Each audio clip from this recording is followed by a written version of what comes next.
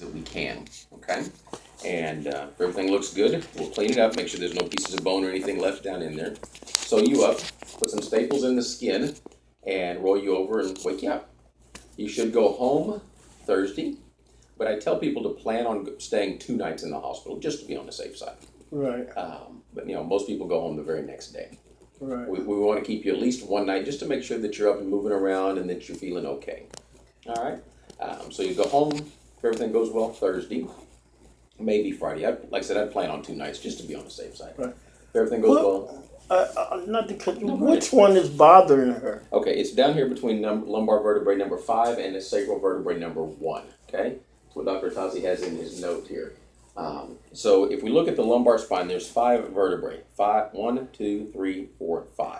Oh, okay. That's what they mean when they say 5. Okay. Yeah. So this is vertebrae number 5. This is the disc space between lumbar vertebrae 5 and sacral vertebrae number 1. So the sacrum is what starts your tailbone. Right. Its way down. Okay. So this would be the disc between number 4 and 5, 3 and 4, 2 and 3, 1 and 2. Okay. So that's the disc that's bad, that's ruptured and pushing backwards, back in this direction on the spinal cord and the nerves.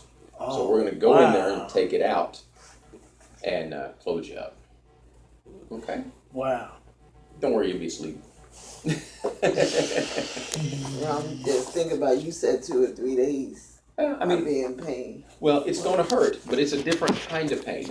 The pain you will be in, I'll be very honest with you, I've been doing this for many, many years, is when you roll over and try to get up out of bed or get out of a chair. That's where the pain is. Like now. I'm sorry. But once you get up and stand up and start walking, it gets better. I've actually had a gentleman tell me, and I still don't believe this, he was 36, he'd been shot 4 times in his chest. Okay. Wow. He said that the pain from his back operation was worse than that. I find that hard to believe, being shot at point blank range 4 times. Wow. But okay, and he would not get out of bed. I went to see him the morning after surgery, and the nurses wouldn't. He refused to get up. I finally went to see him that afternoon. I said, "Get your ass out of bed." So I made him stand up. I put his hand on my shoulders. I'll help you, and I will help you however I can to get you moving around. And he's crying and bawling like a big baby. I said, "You've been shot 4 times.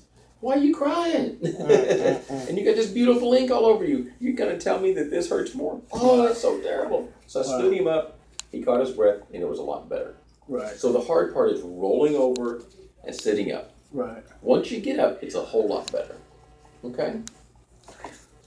Wow. So I cannot guarantee you, matter of fact, I guarantee you will not be pain-free.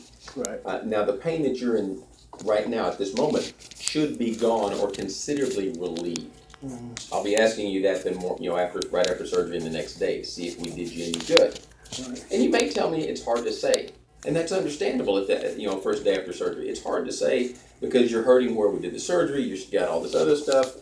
It's hard to determine. Most people feel better though. Well, what would you recommend for pain relief for her? Because I know, like, with what she takes now, she's still being a lot of Well, this pain that you're having should be gone, if not considerably relieved. Okay, the pain that you have from surgery, the incision and the moving around of things, is what you're going to feel is going to hurt. And my typical pain medicine is Percocet 10s, some Flexeril 10 milligrams for muscle relaxation, and then some Colace because everybody gets plugged up. Right. Colace is a stool softener. I don't want you to get constipated. Right. Because I don't want you coming back in 2 weeks and saying, "Scott, I feel great except I ain't pooped since before surgery." It happens. Right. It happens to about 90% of the population get plugged up from taking a narcotic. Wow. So you'll get those 3 medicines, and if there's anything else I need to give you or those aren't working, we can always adjust it. Those are my 3 standard ones. Okay. Okay? Now, after surgery, when you go home, there's going to be a little printed out piece of paper I give everybody of what to do and what not to do. Basically, it's no driving for the first 2 weeks after surgery. You can ride in the car if you feel like it. I want you up walking around as much as you can at home. If you want to go to a park that's got a nice flat track or path to walk on in the evenings when it's not so hot, you're welcome to do that. Right. You're not homebound or bed confined. Matter of fact, I do not want you laying around in the bed except to sleep. Okay? Or a recliner. I want you up moving around more. because the more you Is move that around, right after surgery? yes, this is the day of or the day after, and from then on, you'll be fine.